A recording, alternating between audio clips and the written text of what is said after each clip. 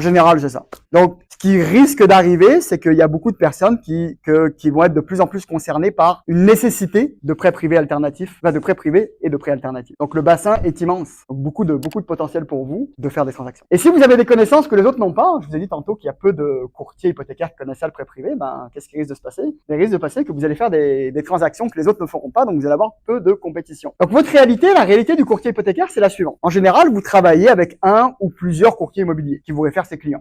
Vous investissez du temps pour préqualifier ses clients, parce que là tout va bien. Seulement certains d'entre eux achètent ou passent au financement, ça c'est la réalité. Ensuite, souvent les transactions sont stressantes. En général, est-ce que le courtier immobilier qui vous envoie un client dit hey, t'as tout ton temps là. Pour trouver l'hypothèque, t'as tout le temps, on a tout le temps pour acheter la maison. Prends bien ton temps. Quand tu peux le faire, tu le fais. En général, c'est pas comme ça que ça se passe. En général, il y en a 14 jours, 15 jours, 21 jours. Faut que ça passe au financement, dépêche-toi. Donc c'est des transactions qui sont en général très stressantes. Vous payez une référence au courtier immobilier en général. Donc ça veut dire en tant que courtier hypothécaire, vous recevez à peu près 1% de commission du prêteur. Vous donnez 10 points de base à votre agence, 10 points de base à votre bannière, il en reste 0,8. Puis là-dessus, vous donnez entre 25 et 40% à un courtier immobilier. Est-ce que je raconte des bêtises en disant ça ou est-ce que c'est la réalité? Ça ressemble à ça. Donc au final, et puis votre client, c'est bye bye, rendez-vous dans 3 ou 5 ans. Si dans 3 ou 5 ans, il se souvient encore de vous. Donc la réalité, c'est que dans ce type de transaction, qui est pas mauvais au passage, si c'est votre core business et c'est avec ça que vous gagnez votre vie, je vous recommande de continuer à faire ça. Mais c'est un type de transaction où vous avez peu de contrôle de la transaction.